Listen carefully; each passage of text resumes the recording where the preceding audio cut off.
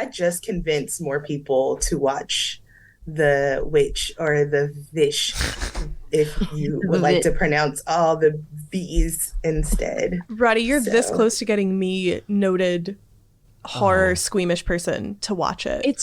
I am horror squeamish. And me as well. I swear it's not that bad. It's spookier than it is. It's atmospheric, horrifying. but it's not. Yeah. Okay. I just watched a terrible but enjoyable horror movie yesterday or the day before called As Above, So Below. And it's supposed to be... Yeah, it's so goofy because it's this, I'm this triple PhD and my father died on the quest for the Philosopher's Stone and I am going to pick that quest back up. And they're in the catacombs of Paris. And then it's just they descend into hell. It was so goofy. All of this sounds fun. It was so much fun. Are you anti-fun? I screamed through the whole thing.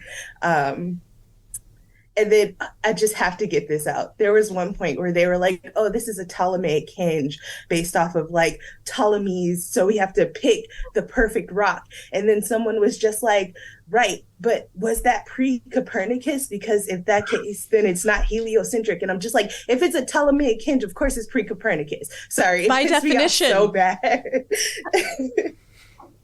We shout. I was yelling. Don't go in there, it's pre-Copernican. And Roddy, that just reminds me of I know that we basically have the same degree, but you've done much more classics work than I have. But it does remind me of being at a festival with my mother this summer and something got called medieval and I was like, 16th century, England's clearly early modern. And she was like, so what can you do with a BA in English? And I said, ruin your party. That's what. And so I'm like, this literally, is... I walk around and I just ruin everyone's time. Yeah. Because... So also a classics degree. Ruin your party. That's what. I think we're great. Hi, Abbey and Daniel. Hi, can you see us? We can see kind of the sides of your heads. Awesome. It looks very pretty good. Fancy. But you're seeing the back of our heads. We can see you. No, okay, now we can see. It's switching with your faces. It's very high tech. This is so cool. Oh, I don't like this at all. This is this is not where we normally record at all with them. We'll leave it on that, I think. Okay. The mood. You've got mood lighting too. Yeah, that's exactly what I said. Nice. We're making it all romantic for you guys. Aw, thank you. We love it. Appreciate it. Well, I mean, Gothic is a pretty romantic genre, in a terrifying kind of way, but in all senses. In a capital R yes. way. Yeah. Well, yes. I was about to say in the literal sense. Rebel against the Enlightenment. I have a raven on my shirt, everybody. I just wanted to bring that. Hey, well, and a skull. Come on. And a skull. Yeah, don't let that one down. Specifically for this occasion. Jeff is very on theme. Yeah.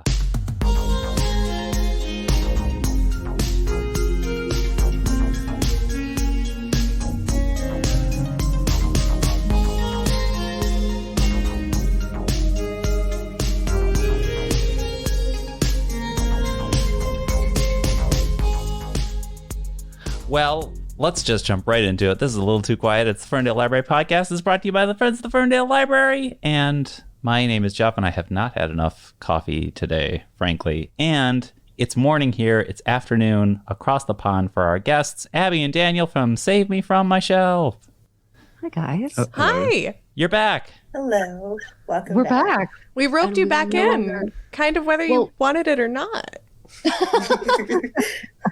We no longer sound like we're yelling at you from across the ocean. We actually are in a proper studio today. Yeah, we let you onto the... I was going to make a cask joke about them being strapped behind a brick wall or something. Yeah, we put the ear trumpet up to the brick wall, right. You know. That's what we did about then, isn't it? Yeah, that's how podcasts work. Of course, I'm joined by Mary Graham. Hello. And Roddy is back. Hello. And my name is Jeff, if I didn't say that yet. And we're so delighted here to talk about some Gothic weirdos because Halloween is right around the corner. And if there's anything Roddy and Mary Graham love more than anything, it's Gothic shit. I may be a horror movie squeamish person, but I did watch Crimson Peak and I did love it to bits. So, yeah, it's give me... I want an old house and the moral degeneracy of the aristocracy. And if there's a howling wind in there somewhere, when I lived in Boston, I lived in old buildings and the wind did in fact howl. And having been from, you know, kind of a residential neighborhood in Detroit, when I was reading the Brontes, I was like, wind doesn't sound like that. That's a fake thing. And then I moved to Boston and I was like, sorry, the Brontes, you were right on that one. Candelabras, say more, Mary Graham says. Yeah, right. I already did believe in candelabras. I am not immune to drippy wax. I'm an Episcopalian, which is like a lot of the same vibes as Catholicism. So we do. That could have gone so many places.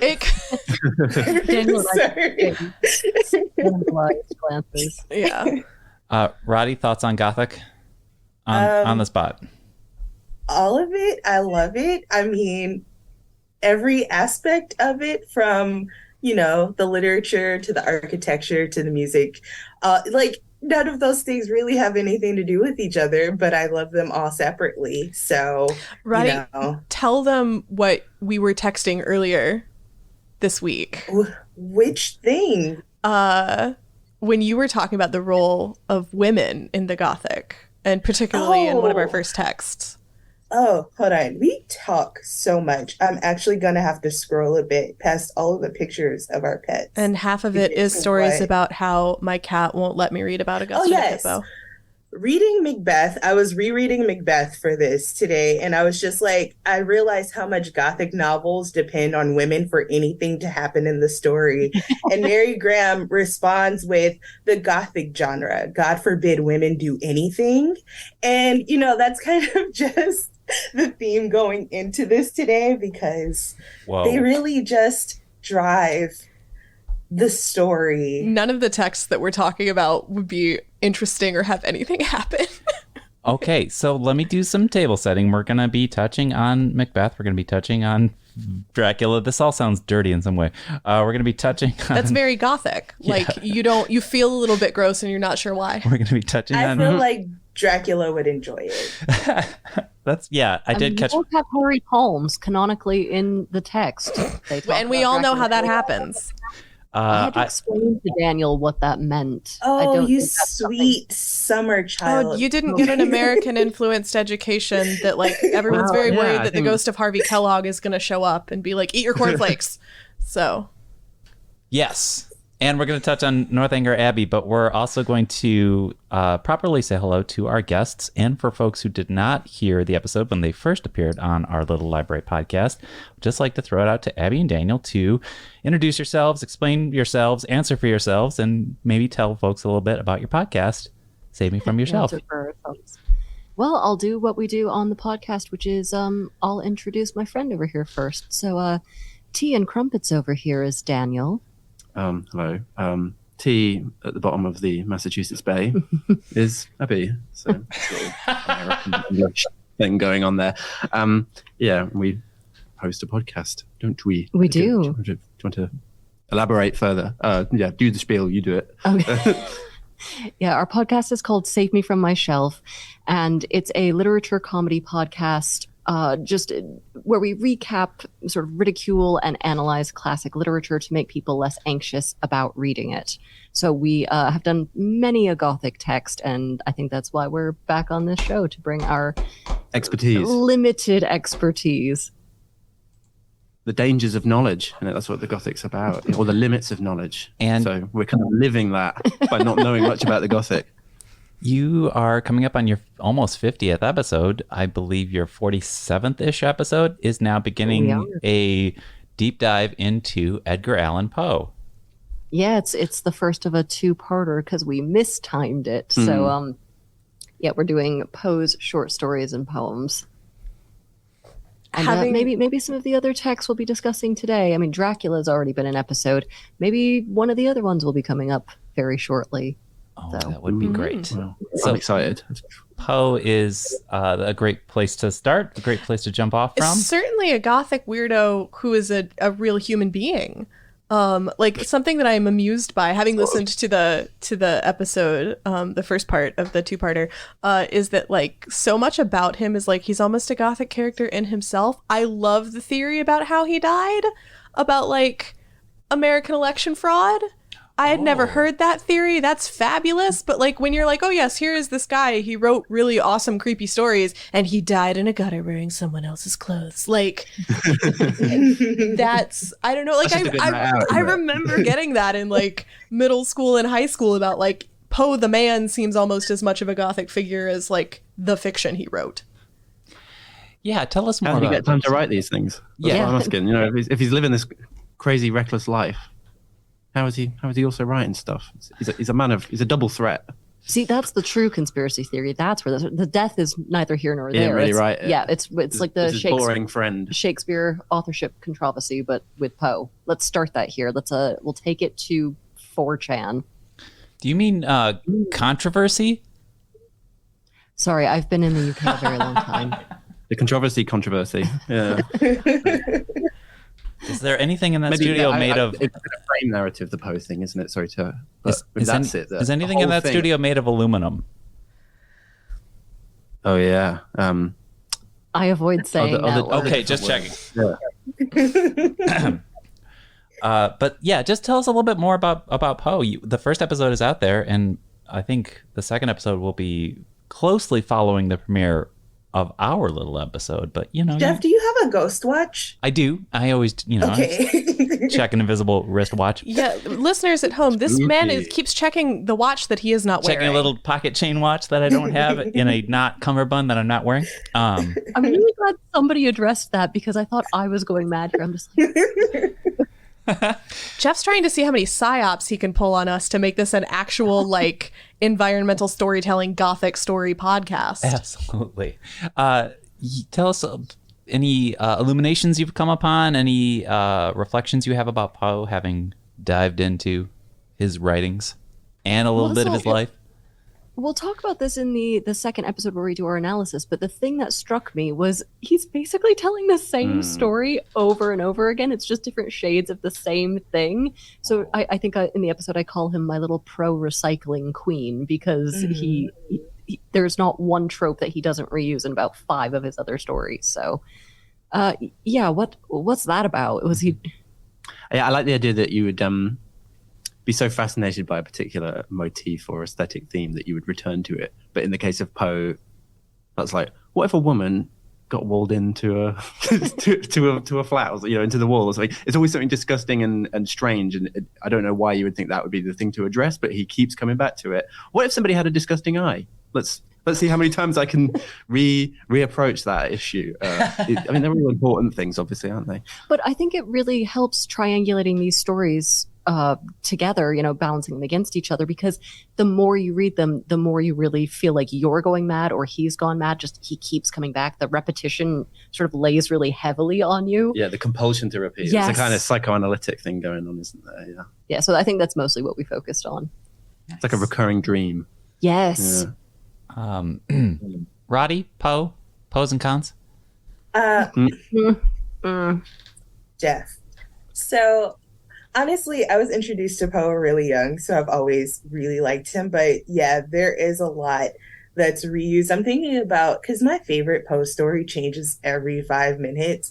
So I'm going to pick like 3 of the most popular to talk about currently, which is, Mask of the Red Death, Telltale Heart, Cask of Amontillado. And it's just like the same story 3 times as you just so stated. And, especially with the second 2 I mentioned, like Telltale Heart and the Casket are basically just the same thing. Just one's in the floor and it's just a heart. The other one's, in the walls. And I don't know. I love it though, because they feel different.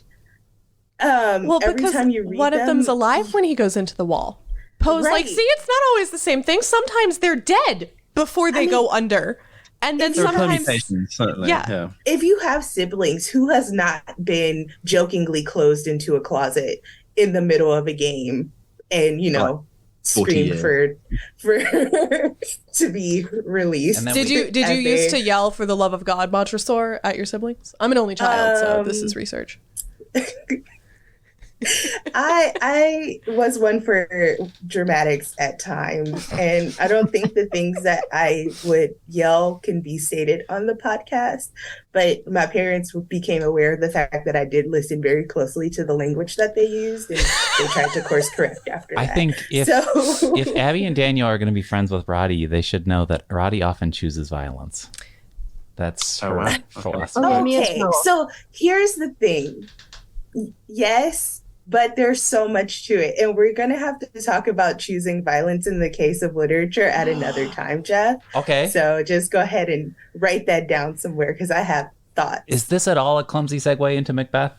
Can we talk about it? I mean, God, if we're looking for Choosing Violence, a Tragedy by Mr. William Shakespeare, then I feel that's as good of a segue as we're going to get. Okay, I think that's great. Can anyone else help establish why we really felt...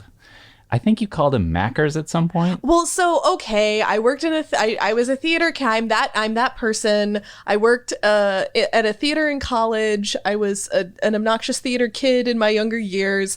And the graduate students at the theater that I worked at didn't call it the Scottish play. They just called it Mackers. Because I think they put it on the year before I started working there. And so that's how they would just refer to it. And so but also I'm someone who's like, yeah, but like Will Shakespeare, he's like my buddy. So, I mean, I've done my degree. I feel like I've earned that. My question is, what were the rituals that the theater kids had for if you accidentally said the name of the play in the theater? Can we say it now? To lift the curse. Yeah, because we're actually not in a theater, so we can. We're in a studio. I thought there might be a podcast that you can't name. Possibly a Scottish one? Are there any Scottish podcasts? Not one. Oh, okay. Not one. So I think the graduate students would do the like go outside, turn around 3 times and spit thing. I think they did not usually have time to run around the theater counterclockwise and then bang on the door to be let in. Although I did ask them if anything weird happened during that production, and they said their dressing rooms did flood. So that was the curse of that production. We had the same thing. First of all, it's the exact same thing. So that's nice to know that the curse lifting ritual is the same. It's consistent, no matter where you are. But we had the same thing where there were 2 plays running at once, and that night, like there were all these technical issues, and the lead got into a coughing fit so bad that the director had to come out and stop the play. So that it's the curse of Macbeth. Is it real? No, but. The timing. But is it real in my brain? Yes. So yes. I do think that the use of 3 in the counter curses for Macbeth is really interesting when you take 3 and how it plays into the theme of the whole play. So, if we just want like a little analysis and how, the counter curse relates to the action of the play itself. Well, I think the listener may also be saying, but wait, everyone, the Gothic genre, that wasn't invented when Shakespeare was writing. Why are you talking about Macbeth on a Gothic Weirdos podcast? Because we talked about this when we were. It was cool. Well, that, yeah. To which my answer is like, which is spooky, supernatural, and we do what we want, but. And also the, aristocracy got problems. So the moral degeneracy of, well, unfortunately, only parts of the aristocracy, because like it does end with this restitution of kingship, although I suppose there's this Paul cast over it because like that Banquo's descendants are going to rule Scotland one day, and like Malcolm is not Banquo's descendant, so it's sort of there are some productions that kind of set that up as like, I think it's the Denzel Washington film maybe ends, it's been a while since I've seen it, but I think it ends with like Fleance out there somewhere because he's gonna come back one day. It's kind of like the cycle it continues. History repeats. Yeah. So I like when they end Macbeth on unsettling notes and not just like, we're off to Scun to crown Malcolm. Also, there are, just like the Gothic genre, there are various moments in Macbeth where you're like, what the heck is happening right now? Mm-hmm. The scene with the porter is one of them. I love the porter even though the porter is actually a fun character, also might be the invention of the knock-knock joke. And why would we do that? Oh man. And then there's also Hecate scene, which is freaking weird. Also saying her name like that is also strange. Thank you, ancient Greek classes. But that her role in the play is such a fascinating one. And when you read these, or when we read these, I think about, okay, how would I put this play on? And if I were choosing to do so, I would probably either have Hecate be the same actress as Lady Macbeth, or the same actress as her gentlewoman, her attendant, who's kind of like in the scenes, but like kind of making stuff happen in the background. So she gets a front row view, but not the front row view. I feel like having the same actor be Lady Macbeth might be a little too on the nose, but you kind of want her around because she only has one real scene in the play, and then she like flounces off to go wreak destruction, and you want to see her more. Have the person who plays the porter also play Hecate. Well, I was going to say that because I saw a version where the porter was a kind of devil figure. Because he talks about how he guards the gates of hell. Yeah, and that's where Hecate is. In the version I saw it in Stratford, that means it's like the most authentic. Check out Billy Big Bollocks over here saying it like I saw it in humble brag. In Daniel's defense, I get that obnoxious about the Globe. Like Jeff can attest. I was like, I saw Henry V at the Globe in 2019. Like, I've been to the Globe a few times as well, but it's fine.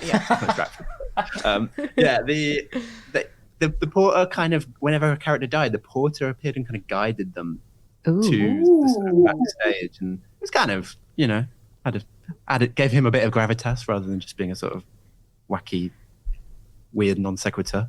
So that was kind of interesting. A lot. I like that a lot too. Yeah, Hecate as the porter. I like that. Yeah, I'm trying to think. Well, she should be in it more anyway. Yeah, I'm trying to think. Can we just talk about the weird sister chestnut scene? I have to get this off my chest. Yes. No. Finally. No. Let us. Don't. Please. Go on then. Chestnuts. Okay. Right. Sorry. So chestnuts. Because I was. Personally, I was trying to think of which version of Macbeth is my favorite, and I think it's the witch version. Oh God. Anyway, the chestnut. Roddy. Like it's the witches. They clearly have a favorite snack, and they're mad when you don't share. Hold on, Abby. The witch version. Yeah. The witch version. Okay. I got it. Okay. All right. Yeah, we're all groaning in pain. Continue. I'm sorry. I feel like because I make bad puns, I should be like your ally in this, but all I keep thinking is it's cute when I do it. Fair enough.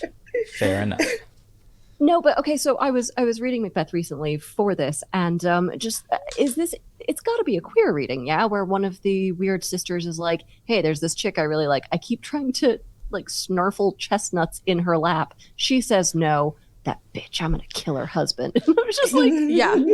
She's like, I'm gonna chase her husband like across the seas, like he's away at sea. And I do appreciate the sister solidarity of one being like, I'll give you some wind. Yeah, we're gonna make this happen. We're gonna wreak havoc on this family. But share your chestnuts, bitch. Like, don't you know who clearly controls the entire political life of Scotland? Oh my goodness. Were they just lucky guesses? Were they lucky? What, you think it's real magic? James the First of England sure did. It's ambiguous, isn't it? That's the whole point of the play. It's ambiguous. Or did they just like plant a germ in Macbeth's head? Are they kind of like advisors, like worm tongue? Well, it's that's a very classic. Roddy, who's read more Greek plays than me. Yeah. And they predicted Birnam Wood. They predicted that Macduff was born via C-section. Lucky guesses. Absolutely. Okay, all right. Yeah, Roddy, you also have to talk about Macduff because we texted extensively about Macduff as well. So remember the last time we spoke where I was just like, I pick a himbo every time I read something and I choose that person to sort of be my person. I don't want to make him a himbo. He gives very like Chad, but like one I would actually like. I love Macduff so much. And I actually cried rereading this play because of the scene where he finds out that his family was murdered. It had me just so emotional. I don't know, maybe I was going through something, but it's no, it's just that good. It's like, okay, what I told Mary Graham was that everything that Macbeth does in his tomorrow and tomorrow and tomorrow speech, Macduff does in 4 words, where he says, what he says, "All my pretty ones," after after he finds out that his family has been killed. Like, I think he also asks about their deaths 3 times. Like, he repeats it. It's not computing to him. Can't grasp the fact that his entire family has been murdered in cold blood. And then he's just like, then someone's just like, "Oh, you'll get your revenge." And he's like, Macbeth doesn't have any kids. Like, he's never, no matter what I do to this man, he's never going to really like grasp the pain that I am in. Oh, that sweet, precious C-section baby. It's so sad. But yeah, great character. That's who I decided to latch on to emotionally, other than Lady Macbeth this read through. So See, Banquo's the himbo. Yes. Yeah. Because I have to identify the himbo for you specifically, because you're going to come to hear me in himbosity.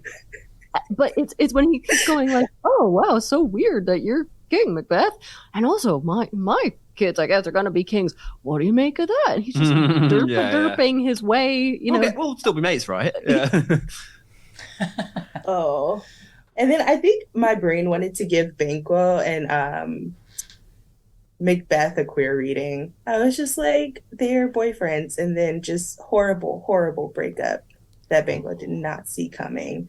So I mean, like, it's the army, man. Of course, like, that's like an automatic queer reading. But I don't know. I just had a lot of feelings about Macduff, and I wanted the best. So you're saying that Lady Macbeth is out there like, "I want that twink obliterated"?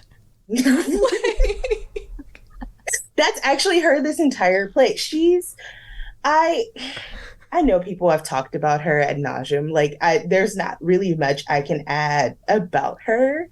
Other than that, I think she's amazing and that she's the best and spot on. She deserves everything. And I really love Lady Macbeth. That's all.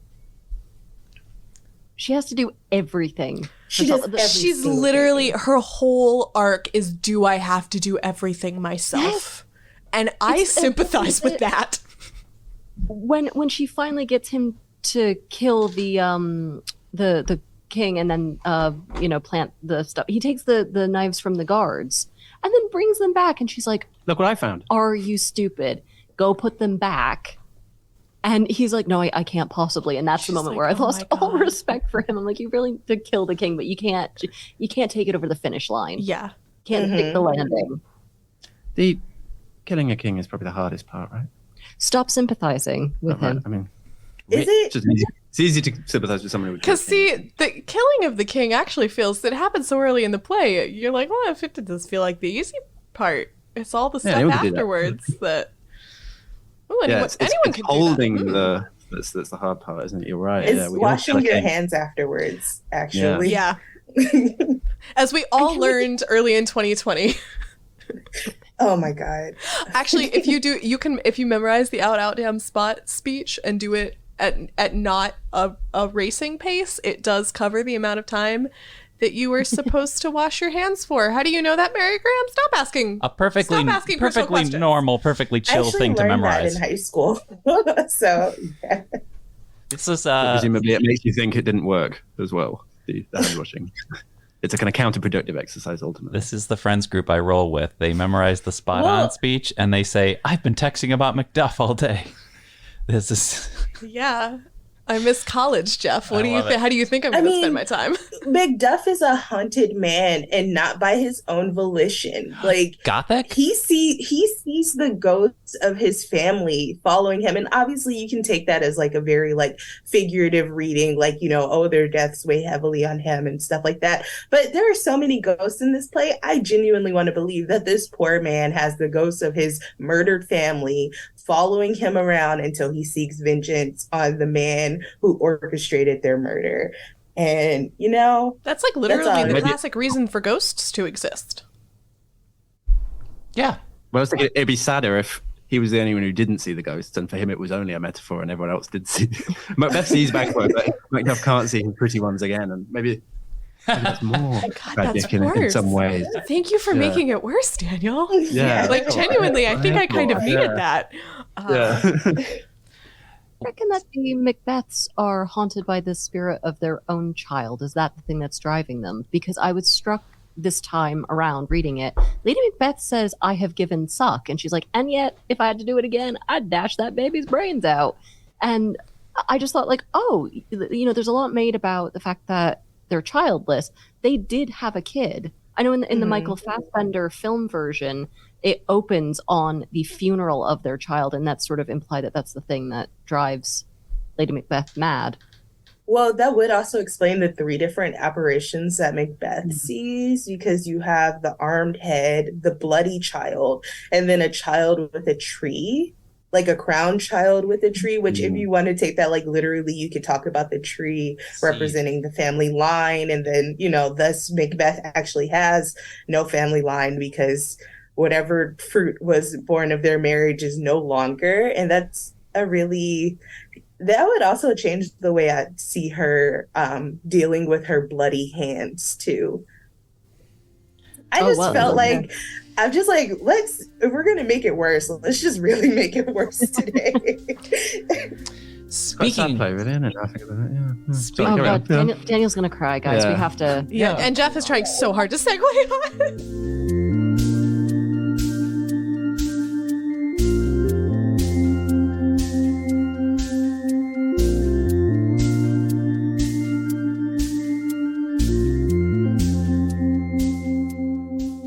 Speaking of blood, how about we move things over to Dracula? So skipping over the first part of the 19th century all the way to the end, because Jeff and I had to look up when Dracula was published yesterday. Right after Coca-Cola was invented. Coca-Cola. So people, you can read Dracula with the assumption that everybody is lightly high on cocaine from Coca-Cola because... Interesting. It exists. I just think it's fun. I think that an original Coca-Cola would absolutely kill Dracula. Well, his teeth wouldn't look great afterwards, would they? Forget the consecrated host. Get this man some original formula, or get this vampire some original formula Coca-Cola. It would absolutely wreck him. Killing Lucy that way instead of driving a stake through her in a very sexual scene. Oh, I think that destroyed me. That killed me right then. The idea of him, sipping on a Coke through a straw. So our episode is ostensibly titled Gothic Weirdos, and Mary Graham had an interesting angle. Maybe Dracky isn't actually the key Gothic weirdo of the book. Perhaps it may actually be Harker, actually. Oh, no, Jonathan is the Gothic weirdo of all time. Honestly, Mina, truly, because she's the one who's got train timetables memorized, like, for funsies. Mary Graham says, weirdos abound. Weirdos, but literally nobody... Dracula is arguably the most normal person in this. Actually, it's probably... What's his name? The peer of the realm that Lucy was going to marry. Who is so funny because he's like, wait, do poor people not just flash money at other people and then their problems go away? And Jonathan is like, no, Arthur, some people have to work for a living, Arthur. Some people can't do that. But Dracula at its heart, and I think no adaptation has been able to understand this, is a buddy adventure monster killing story. Like, that is about like a Bowie knife. A guy, his wife's best friend's 3 boyfriends, and then one of them has an old professor who comes in from the Netherlands to help. Like, it's the Polycule Fights a Vampire, the novel. Like, I love it so much. And simply, I ask when I am going to get a good filmed adaptation of it. Never. Every single man is a himbo.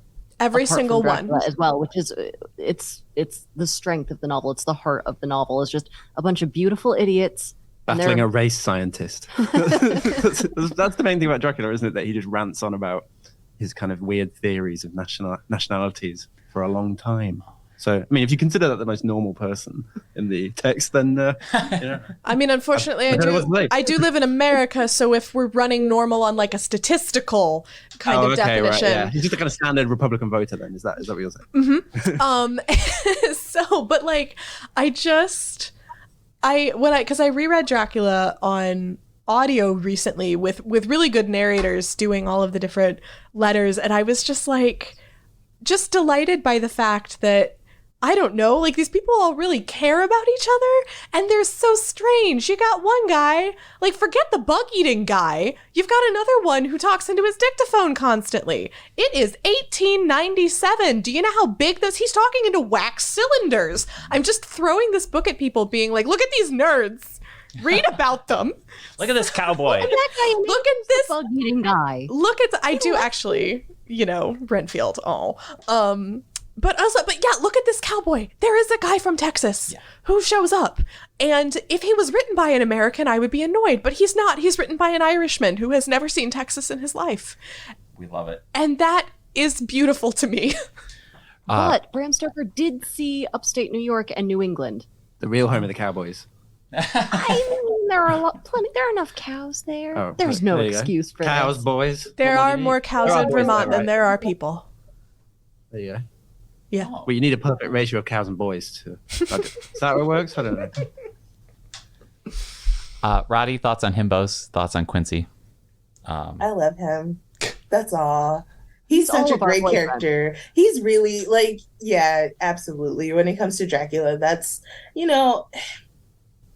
don't let your wife stop you from finding your vampire boyfriend that introduces you to your wife's best friends. Like, as Mary Graham said it, 3 boyfriends who also become your boyfriends. And it's just, they love each other. It's great. This is once again, the buddy adventure comedy that we all need. And honestly, I feel like Dracula's kind of baffled because, he thought that he was just going to, just pluck what's his face. Of course, I forget his name when we're actually talking about it. He was going to be the boyfriend stealer, but he ends up in the midst of this like complicated Rubik's Cube of just weirdos in love with each other. And, he's just like, I did not sign up for this. And that is what makes him the normal. He's also so weirdly, funnily bad at vampiring. Like, he comes to England, because it's an invasion metaphor, and he's so fixated on like this one person. It's like, maybe give up on having the blood snack from the girl who's got the vampire expert looking after her. Maybe go to somewhere that isn't Whitby and snack on someone else. But no, he is determined. Only this blood Capri Sun will do. Maybe that's why. He doesn't want to have to take all those trains. Don't have to go through Middlesbrough.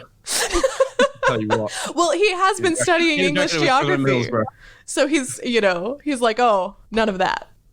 It's going to shit myself in a pile of dirt to go bother a bunch of people somewhere else. And that's just fine. Dracula's honestly, no, he's a weirdo too. The more I think he's odd. Just the name of the book is Dracula. Dracula brings them all together. Yeah, that's true. Yeah, that is he didn't true. He didn't bet on love, and yet he created that love, really, didn't he? Yeah, there's a kind of Manichaean thing going on here. They're kind of codependent. He can create the situationship that he then desperately wants to moonwalk away from. This is under his head. Oh, yeah. Yeah, it's funny. I feel like it's like, oh, go ahead. Oh, sorry. No, just in our episode, Daniel and I disagreed over the sort of bureaucracy of it. I found it quite chilling, all of the sort of shipping manifestos and the ship's log and all of these things, the lawyers' papers. I found that really creepy because, it's tracking this journey and nobody knows what it is. And Daniel found that boring. And this Did I? Yes, this is against type. That should be the thing you were really interested in, but you gave me a telling off for. Don't even remember this. Oh, no, Go on.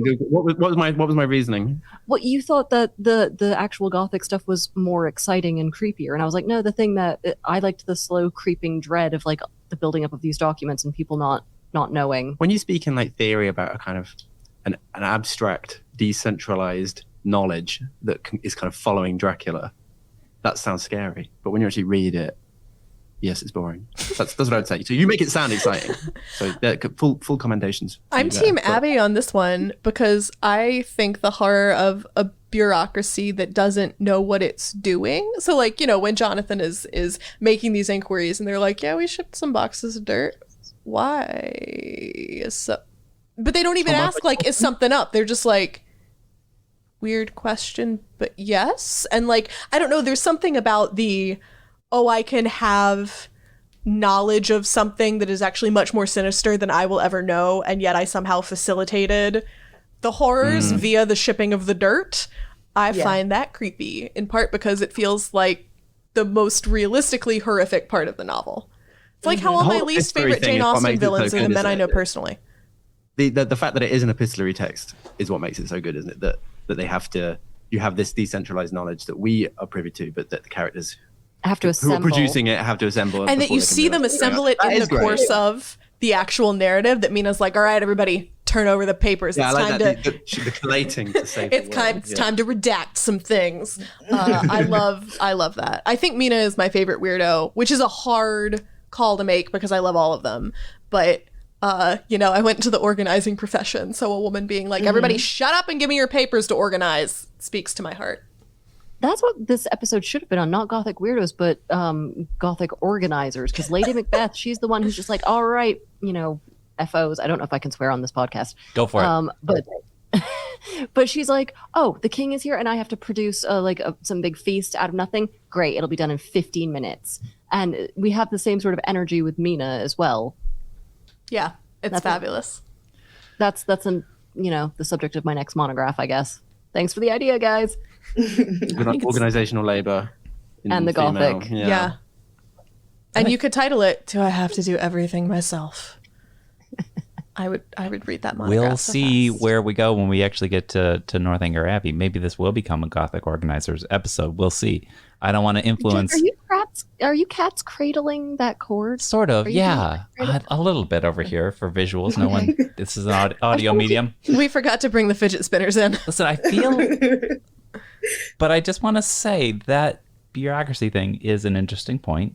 Like how many other Draculas are possibly slipping through the cracks. That sounds interesting. Oh. I mean, it's just when an oversight system allows itself to be utilized for like actual sinister deeds that it's supposed to be, a protection against, it's just like, that's scary. Oh man, right. I can't think of anything happening like that in the world at the moment. To make Bodyguard more hostile. Is that what we learned from Dracula then? Is that the message? I deliberately told Daniel this morning to not needle anyone today, and you're coming in. Am I?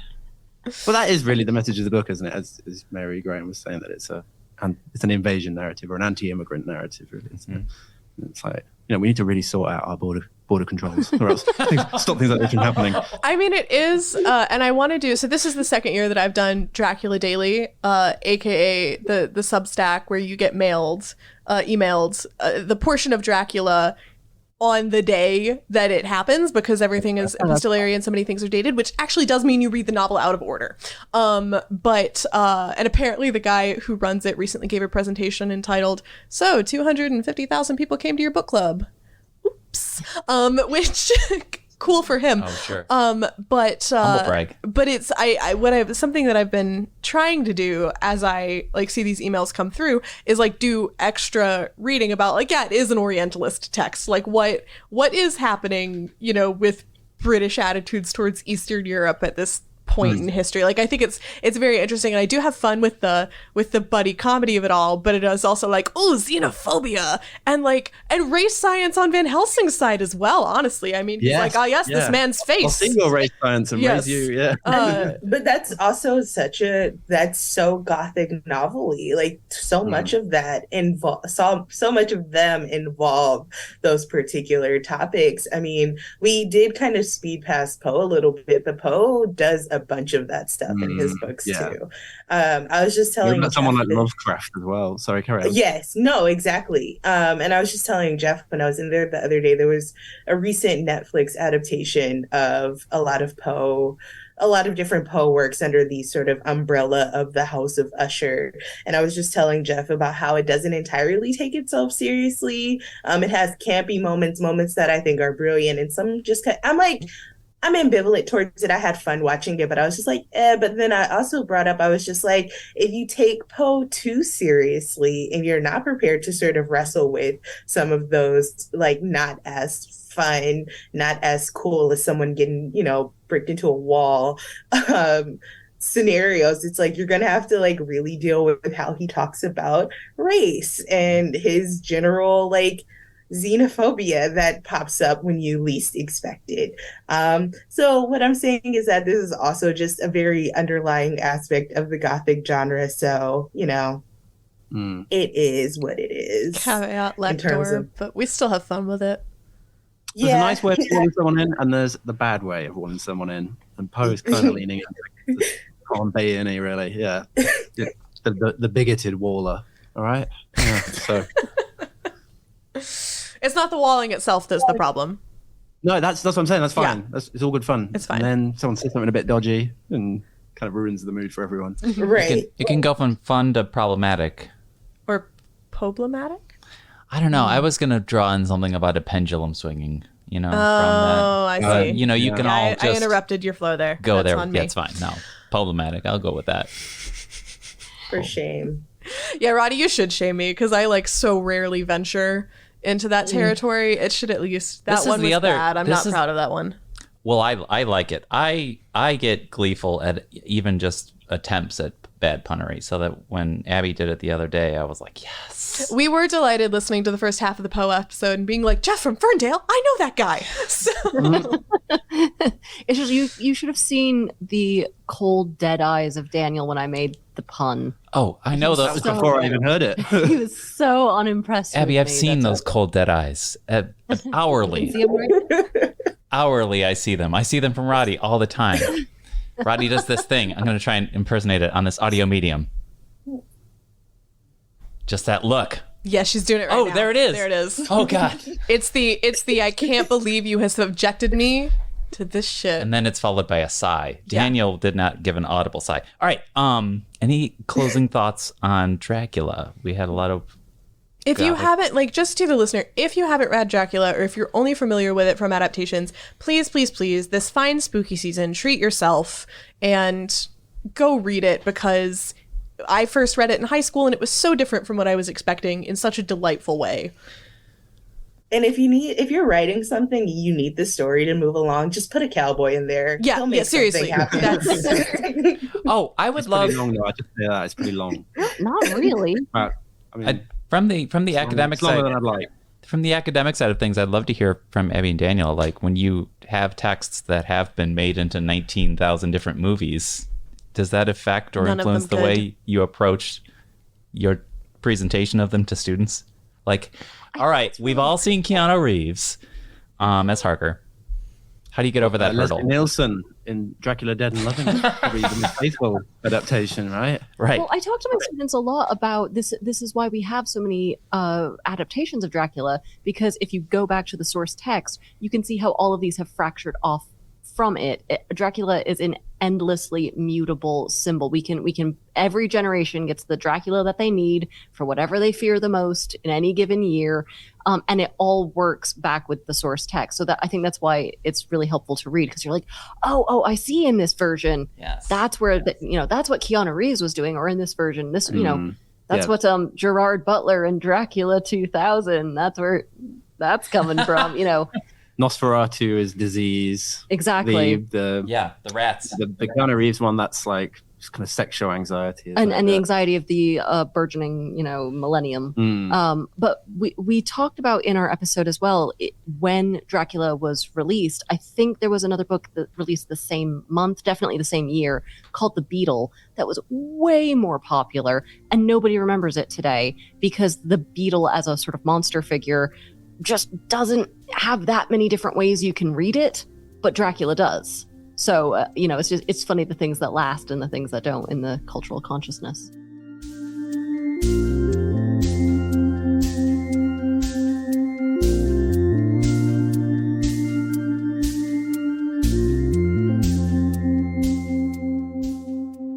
Here's a segue. I was admittedly a late arrival to being a fan of the podcast called Save Me From My Shelf, because Mary Graham and Roddy introduced me to this podcast. And the first episode... I thought you were going to say because you hated the first... The first episode that I listened to as a new fan was episode number 23, which was Pride and Prejudice. That gives me my Jane Austen. So you've obviously covered Jane Austen before. Now I want to segue into Jane. Let us now move into what is truly the most horrible experience we will be discussing on the podcast today, the experience of being a 17-year-old girl. Northanger Abbey, with Mary Graham's favorite character from literature. OG hot priest, Henry Tilney. I was going to say John Thorpe. Oh. John Thorpe can die by my sword. Okay, well, there we go. All right, so there's my Jane Austen table setting. Take it away. So, Northanger Abbey is my favorite underrated Jane Austen novel. It was published after she died, and she, I think, had been in the midst of revising it, and it kind of shows because it's not the strongest pacing of her writing. I actually find the Bath sections fairly boring, but... Is it ostentatious? No. It is one of the least ostentatious of her books. You're not going to get me to break. Okay. So Northanger Abbey is about Catherine Morland, who's 17 years old and from an aggressively normal family. From like right outside Salisbury, and she has neighbors who are going to Bath to take the waters and stuff, and they're like, hey, oldest daughter of neighboring family who never gets to go out anywhere or do anything because there's nothing to do here, would you like to come with us to Bath? And Catherine, who is about 200 years too early to be terminally online, and yet somehow is a terminally online girl in the early 1800s, is like, fuck yeah, I want to go to Bath. And when in Bath, she meets a variety of people, including John Thorpe, who you may know from your own personal life as man who is obnoxious about his car and boy who takes his hands off of the steering wheel when he's driving you because he likes scaring you. But put him in the 18th century, so it's a carriage and horses.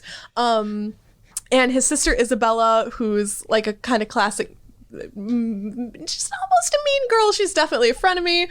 And she's like, oh, Catherine, nothing will ever, supplant our friendship, and men are stupid. Oh, look, a man. Like, that is how she goes. And then also Catherine meets Henry Tilney, who is... Is he a little Gothic? OG hot priest. He's a clergyman from like Shropshire, Gloucestershire, wherever they live. We're talking Andrew Scott here? Ladies. So I imagine him more as James Norton of Grantchester fame. Of course. Wrong century, but I think the vibe is slightly better. And the funny thing is, so Roddy and I have been texting about this as well. Catherine filters everything through the Gothic in her mind, except everything that happens to her is aggressively normal. So eventually she gets invited to Henry's family home and meets his father. She becomes friends with his sister, and it becomes very, who's that guy? I think he did kill his wife. As John Mulaney once said, like, Catherine becomes convinced that like the reason Henry's mother is dead is that she's either Henry's father killed her, like she's been locked up, Jane Eyre style, even though Jane Eyre doesn't exist yet. And eventually, like, she confesses this to Henry, and Henry is like, okay, so it's time to log off. But also, she's wrong about everything, but she's also right about everything, because Henry's father is terrible. And as Roddy even pointed out to me, she gets abducted in the first half of the novel. Like, she goes on an outing with the Thorpes, and at one point she's like, I am not enjoying this. I would like to get out of this carriage, please, like, before we leave Bath. Like, I just saw people on the street that I have obligations to, like, let me out. And they're like, no. And I had never even kidnaps her ass. Yeah, they do. Yeah. Like it's and like every time I reread Northanger, I find more and more that because Austen is like clearly like taking the piss out of the Gothic genre, but also has a lot of affection for it, and is figuring out like Gothic trope, but make it as mundane as you possibly can. And in a way that I just find really funny. But Catherine is such a weird 17-year-old, and I love her. I wanted to ask about the idea of sort of contagion and the novel in this, because I thought Austen's message was maybe a little bit muddled. Because as you're saying, she clearly like loves the Gothic. You have to love it, something to be able to sort of riff on it this much. But, in this period, doctors were sort of like, ooh, be careful with the Gothic. It might drive you mad. And, it has a sort of pathological component, and that's a little bit borne out with Catherine. Like it kind of rots her brain a little bit You know, she has to step away from it, and she's like, books are okay as books, but just remember they're books and be careful with them. And I just kind of thought that's an interesting thing for an author to say, to sort of lean into the like, actually, yeah. So we shouldn't actually believe the message of the book. So is that sort of it's a book saying like, you know, don't believe anything you read in books except this. Is that what we're meant to learn? That's what I'm wondering. Yeah, and I was thinking about it too, because like in the US right now, we're living in a hell of book bans and moral panic and kind of a fear of social contagion. Like, if your kids read books about gay people, they will become gay, is I think the ultimate fear.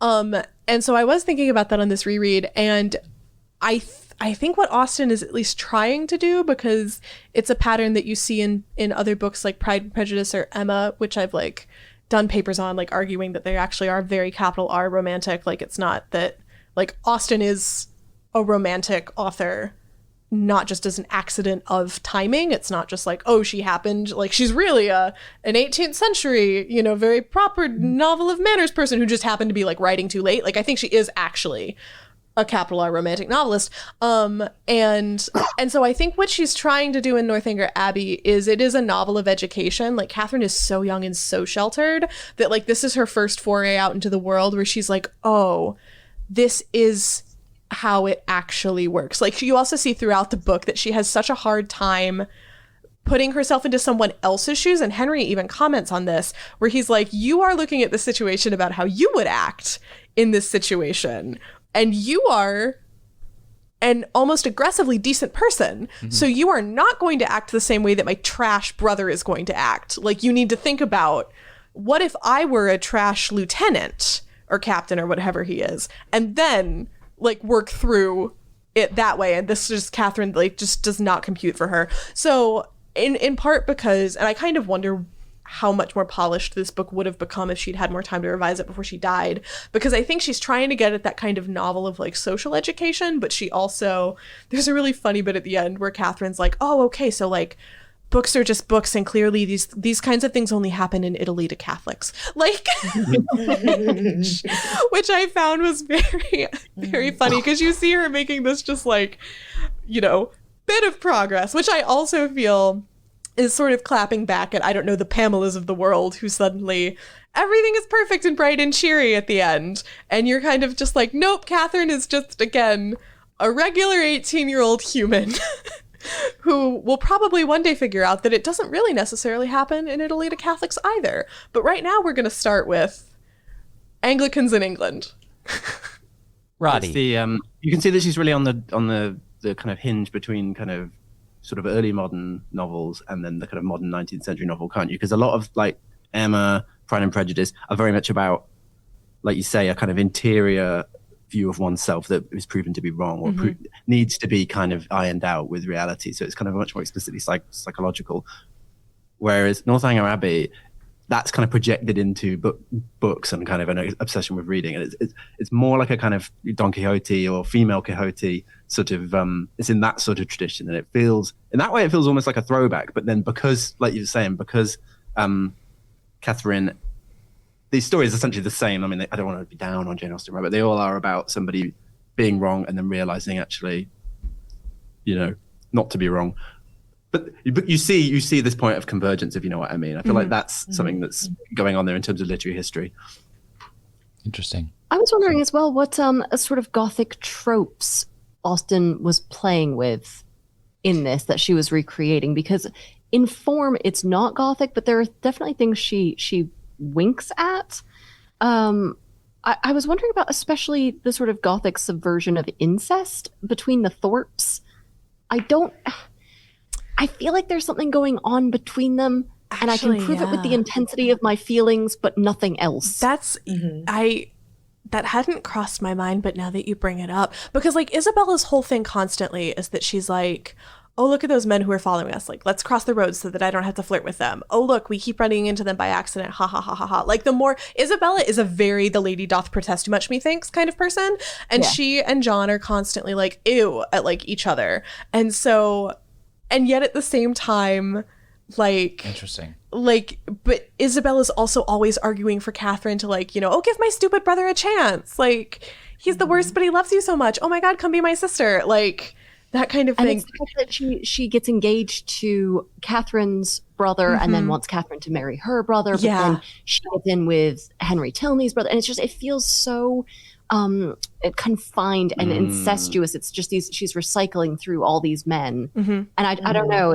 I wonder if that was Austen's wink at the constant incest of high Gothic literature. That never occurred to me, but I'm obsessed with that. But the idea of like it being a parody Gothic novel and it explore, because there's loads of stuff where they actually talk about books and the influence of books, and they have different kind of interpretations of them, don't they? It's the most kind of literary critical book of Austen's. That feels like a Gothic thing as well, that because like with Horace Walpole, it starts as a pastiche of a kind of, or a pretend old document. It's making fun of older forms of literature. And I kind of felt that degree of sort of reflexivity in a text has a kind of Gothic component to it, at least into the 18th century. And then the 19th century, it becomes a kind of conscientiously textual genre, like Dracula as well.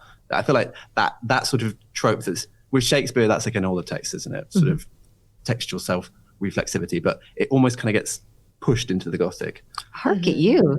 This is why we have you on the show, man. Oh, okay, cool. That's just bollocks. I also think she's told the bollocks very well.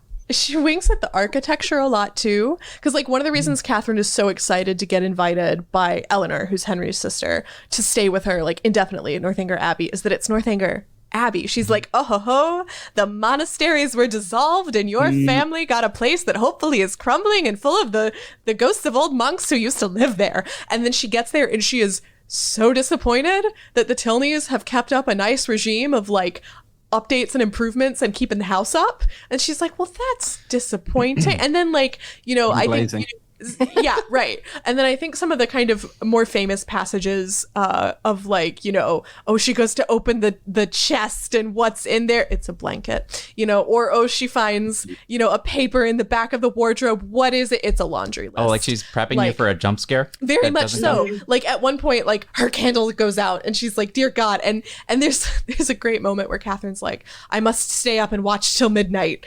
And the next line is like, midnight came and Catherine had been asleep for half an hour. Like that is why I am obsessed with her. Interesting. Well, yeah, you're right. They're all like surprising, aren't they? Sorry, carry on. Go, Roddy. No, I was just gonna say I really love the part where she's like, I can't entirely remember what happens, but she gets so shocked when Henry comes up this particular staircase and she's like, what are you doing here? And he's like, I'm just trying to go to my room. He's like, this is my house. Yeah, he's just like, I was here and this staircase will take me to where I need to be. Yeah, he's like the shortest than anywhere else. The shortest way between the stables where I just was, because I just got home, and my rooms, which are just past you, is this staircase. So that's why I'm on the staircase. Incidentally, what are you doing in my dead mom's room? Like, right. Hold on. Go ahead, Roddy. Oh, and I was just gonna say that, following the theme of just like Gothic novels are driven by women getting things done, is just that Catherine kind of takes that to the absolute extreme where there's not even actually the hint of a Gothic novel, but she's going to make it happen, even if it ostracizes her from her friends. And, I think that sort of play, I don't know if Austen had that in mind, but that's one sort of play on the genre that I was really intrigued in, because there's always the whole like, oh, here's this sweet, precious ingenue who just finds her way into this situation and just, oh no, the world is awful. And it's like, yes, to an extent, the world is awful, but not because there's ghosts and murder, just because there are men who do horrible things without any accountability. And also sometimes your friend's father is kind of a jackass. And that's the thing, he's not like a murderer. Like the mundanely horrible things are the focus of this. Like sometimes this girl who you thought was your friend is actually like the worst, and sometimes her stupid brother won't let you out of his stupid car, and sometimes somebody's dad is, and they make this a little more explicit in like the 2007 adaptation with Felicity Jones, where Henry says something along the lines of like, no, he didn't kill my mom, but like he kind of killed my mom by emotional neglect, which is not as explicit in the novel, but is kind of hinted at.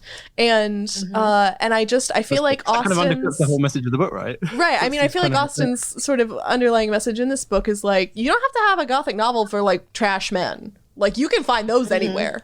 Just because you're paranoid, it doesn't mean everybody's not out to get you. Is that the message of the text? I have something to say that is not going to take us on any tangents because, of course, it's going to derail us. And then I really want to get to something that I think Daniel was going to say, but perhaps I would posit that when she was going to open the chest or maybe go up the stairway, this was an unfinished text. We don't know whether or not Jane Austen didn't have sticky notes that said, add scares in here for later. Go over to Daniel. Point. Yeah. What was I going to say? I don't know. I thought, Well, I was just agreeing with the idea that the fact that she expects something to be scary, but then it isn't, is it itself a sort of shock? I like that. But maybe you're right, and maybe she had sticky notes. Final draft would have had a kind of a bear or something. That could be. And just to go back on the architecture, listeners, we are lucky enough to be joined by an actual Abbey. Abbey, thoughts? Yeah, good point. Yeah, you feel seen. I do feel seen. Roddy's I eyes. feel cherished, and I am a Gothic weirdo, so I really feel like I like that this whole thing has been constructed around me. That's right. Really. Exactly. Yeah. Celebrated. You get Maybe it. You should be dissolved. Anyone made that joke to you? They kind of No. A lot of historians are going to be really mad if that happens. All I'm saying is, if you ever murder me, you can make that joke as you lower me into the vat of acid. Time for the dissolution of. Yeah. Okay. Very great. Does Austen have any more Gothic-ish moments or flares in her writing outside of this book? Has she traipsed into that? We've said manners. We've said romance. The juvenilia is all very parodies a lot of genres. Yeah. I think it's Love and Friendship that might have some moments. She's more interested in spoofing novels of sensibility, though, even to go so far as to, name one book after it. Yeah. This was my other question: is to the academics in the room. How do you feel about meta books? Books referencing. Oh, love them. Of course we love them. It feels like a little in-joke. Like, we're the mean girls at the party and we get the joke, but I don't know if everyone does. And then you get to use the word intertextuality. Exactly. Mm-hmm. It's kind of an ambiguous thing, though, isn't it? I mean, like I was saying earlier, that with the first novels were metatextual, weren't they? And it almost feels like a bit old hat. It doesn't feel as adventurous as it could be when you think of it in those terms, that like Don Quixote is a metatextual book or intertextual. But then you think that like the sort of arch realist book, like Madame Bovary or something, is also really about somebody who read too many books and kind of made a few wrong decisions as a result. So I mean, are all the books meta books, or maybe none of them? And maybe you should just hide it. I would argue that most of them are. I mean, just if you kind of go down the line, it seems like a lot of these books are in response to one another, because these were, I mean, a lot of art then were just people responding to one another. Like I love to, I can never remember the particular person's name, but like I'd love to talk about how like music beef is not a new invention that has been around as long as music has been existed, from, Beethoven running some guy out of, I think it was Vienna or Milan, by taking his orchestration, turning it upside down, and then improvising off of it. And the man was so ashamed that he just never showed his face there again. Same thing with books. And then I'm veering away from the Gothic, but you guys did an episode on Candide, which we know is Voltaire just being a jerk to Leibniz, I think, who said, we live in the best of all possible worlds. And he's just like, oh yeah, this is the absolute best of all possible worlds. And I'm going to prove that by making every horrible thing happen to this one glorious idiot that I'm going to make the centerfold of this novel. It's just the books, there's always some sort of response going on, whether it be to other books or to tropes and things like that, which is where sort of the idea of subversion kind of comes along. So I think most books are meta at this point, if not all. Most books are like a mesh work, a Gilgamesh work. And anytime you mentioned that book by Voltaire, I want to say yams at the end of it. Makes me think of Thanksgiving. This is all I have to contribute to the podcast. That should have been the Thanksgiving special today. Okay. Wait, I think I had a couple more quick. This is a tangent, so I want to make sure everyone has had everything they have to say about the 3 texts that we really dove into. Was there anything we left on the table before I... My last thing that I want to say is Jane Austen said clergy child rights. I am a clergy child, so is she, so is Catherine Morland. This is my final comment. All right. Is that like a military brat? In its way, I mean, people do ask me, why... how do you get from West Virginia to Detroit? And I mean, like, there's a road, but also, like... You pray. Well, yeah, that too.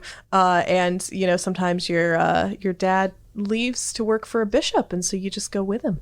Wow. But most of the time, it's like sometimes people ask me, like, oh, how do you feel about, like, the Mr. Collinses? Like, or just, like, Mr. Collins as a character, because, like, oh, like, that guy's a clergyman, but he's not very nice. And I'm like, yeah, I've been to diocesan convention, and I would pay so much money to raise Jane Austen from the dead, sit her in the middle of diocesan convention, and see what she comes up with. Like, I look at Mr. Collins, and I'm like, that is a woman who knew 26-year-old new ordinands, because that is a 26-year-old new ordinand. Anyway, here endeth the tangent. What diocese is Detroit in? Michigan, which is actually only... That's a whole diocese. No, only this part. So there's the Diocese of Michigan, yeah. Western, Eastern, and Northern. Then the Copper Country, is that a different... Yeah, so Copper Country is up here, and it's the Diocese of Northern Michigan. Wow. We have 4. The Bishop of Northern Michigan? Who's the Bishop of that then? There are currently... No, there is a bishop in Northern Michigan. East and West don't currently have a bishop, so mine is doing the pastoral stuff, and she's like, this has got to end. You guys have to pick new bishops. So if any listeners out there are thinking of getting into the bishop... If any of you know someone who, and I cannot stress this enough, is not nuts, who is eligible for the bishopric in the Episcopal Church... hit up the Diocese of Eastern and Western Michigan. Open call then, right? Career change for you. Oh, I said, can we get callers? Can we do that? We need to start interviewing these people. I'm gonna tell my dad about this. He's gonna be like, "How did you get there?" And I'm gonna be like, "I keep telling you, Jane Austen, most important clergy child in British literature." And yes, I do think she's more important than the Brontes. I said it. Clergy Child sounds like a horror film as well, doesn't it? Clergy Child. Yes. In some ways. Perhaps written by Edgar Allen Poe. Oh, that is terrible. No. Jeff, 27 years of my life can't be distilled. Jeff, get to your tangents. No more jokes from you. Okay, my only tangent was I think I heard on the last episode of Save Me From My Shelf that Halloween isn't a terribly big thing over there. It is not. As it is here. That sounds like a beautiful You life. guys gave us Hammer Horror. Come on. Well, every day is a You guys gave us Christopher Lee. Yeah, I mean, as I said, it's always a bit scary anyway. We don't really need a special day. Celebrate it. You keep it in our heart always, I think. Yeah, Daniel doesn't really have many memories of Halloween. It's all a haze. Your Halloween costume was what? Just you once wore some glow-in-the-dark fangs or something. Yeah. I don't know. Do you guys have a favorite costume from your youth? I was not raised with Halloween because my parents were like, there is an actual religious holiday the next day that we don't want to be overshadowed. So I grew up in an All Saints household. Well, can you just double them up? That? No, my parents were like, it will confuse her little mind. She can have candy on November 1st. I was a very classic Christopher Lee Bela Lugosi Dracula one year with a cape and the whole thing and the little medallion and slick back hair and the teeth and the blood and the whole thing. So that's not an original answer, but it's an appropriate answer for this podcast. And the question as well. Yeah. Roddy is thinking hard about this. I'm trying to remember every Halloween costume that I've ever had. I'm trying to remember. I feel like there was a favorite one at some point. But didn't you ask your mom to help you be Hellboy one year? No. So this is what happened. I went to go see, sorry if I make anybody feel old, The Phantom Menace for my 5th birthday. And I wanted her to paint my face to look like Darth Maul, and she refused to do it. So that's what that was. My mom will be very happy to know that she once again came up on the podcast. She tries to keep a tally at this point. I don't know. I was very big on Halloween as a child, but I don't know if I had a particular favorite costume that I can think of. I really just like handing out candy and then like seeing little babies in pumpkin outfits that are just like, thank you. And I'm just like, you're welcome. And then, they run off to go wreak havoc with their sugar rush. So being a children's librarian, I do occasionally get to see the babies not even on Halloween in their little pumpkin outfits, or like they're little bears and they've got, jackets with hoods and the hoods have ears on them. And that is one of the best parts of my job at this time of year. Yeah, it's fully for the kids at this point because they have not experienced the horrors entirely yet. So, I just want to let them have fun and give them candy and offer some joy. So that's all we've got in this life. Gore. Yeah. But yeah, I think of it. Well, I already want to invite you back for another podcast in a few months, and I feel like an easy one would be our favorite. I mean, this is tried and true territory for Roddy, but I would love to pick the brains of the Save Me From My Shelf hosts, perhaps. And now we're having an on-air meeting about our next podcast, but maybe we do dive into villains with these two. Villain weirdos. That's my proposition. I see no problem with that. Yeah. Villainy in all its many forms. I mean, we kind of covered that with. Thanks for that, Daniel. Yeah. Little gem of wisdom. Is it villainous to withhold one's talents for the Diocese of East Michigan? I think that people should speak to the Lord about that and be like, well, yeah, is being a bishop a fun job? No. Does someone have to do it? Well, the church is literally called the Episcopal Church for that reason. So. Yeah. For the love of God, my bishop is tired of traveling the entire Lower Peninsula to do confirmations. Or become a Presbyterian. Maybe that's the message. No, that's not the message. That's okay. Not for me, at least. I'm looking at my bookshelf to pick what villain I'm going to make my personality for the next podcast. Right. Like, I'm like thinking about like... The biggest villain is John Calvin. That's... We can certainly discuss. The last time I was in Edinburgh with my parents several years ago, and my parents had both been before. We're walking up the high street. My mom goes, John Knox is like buried over there under that car park. Do you want to go see his grave? And simultaneously, my dad and I go, no, because we are. I've seen what he did with St. Andrews. Yeah. Although David Tennant does a very good job of playing him in an otherwise fairly mediocre Mary Queen of Scots. Oh yeah, that is good. He is, and again, extra funny because he too is a clergy child, and his father is actually a Presbyterian Church of Scotland minister. There's not that many of us. I have to know who we all are. Listen, control the media, these clergy children, don't they? I've noticed. Yeah, they're everywhere. They're everywhere. Margaret Hale in North and South, which is another novel I would love to discuss sometime. Where that's the villain. There is capitalism. Okay, I've got mine for the next. I've got mine for the. I'm gonna roll up and be like, okay, like hear me out. The villain. Javert, Les Miserables. He's a really good cop, and that is the problem, is he's really good at his job. All right. Well, I didn't catch Jean Valjean, so is he that good? Well, so we can talk about how policing ultimately does not achieve its stated ends. And even if he is once again very on brand for. Is it in bad taste if I make like a bridge too far pun about Javert? Okay. I'll laugh at that one. That's a good one. Or has that biship sailed? No, see, you lost it that quick. No. And the bishop only comes in at the first part of the book. But that bishop has sailed. Yeah, no, right. I know. For our dear guests, would you like to promote anything or tease anything or tell folks about more about your podcast or where to find you or all that good stuff? Yeah, you can find us wherever you listen to podcasts. We are on Twitter at SMFMS_podcast. We're on Instagram and TikTok at Save Me From My Shelf. We take requests as well. So if you like what you hear and you want us to cover a book, please let us know. And just thanks for having us. We really appreciate it. Also, you have these fun little teasing guessing games about what you're going to do next. People can follow along. Roddy and I do text each other about those. We're like, what is this week's clue? You guys got the list going ahead a couple of episodes, so you're not allowed to guess until the episode after our second Poe episode. Sure. See, I was just simply going to pretend that we had never seen the list because, in part, I have already forgotten it. But yes, yeah. No, same here. Yeah, that guessing game means a lot to me. Yeah. We're like, oh, we're looking away. We haven't seen this. Thank you for joining us, Abby and Daniel. And thanks to your manager for making this work. Thank you so much. And sorry, really time zones are hard, but we fixed it. Yes, and Roddy, thank you.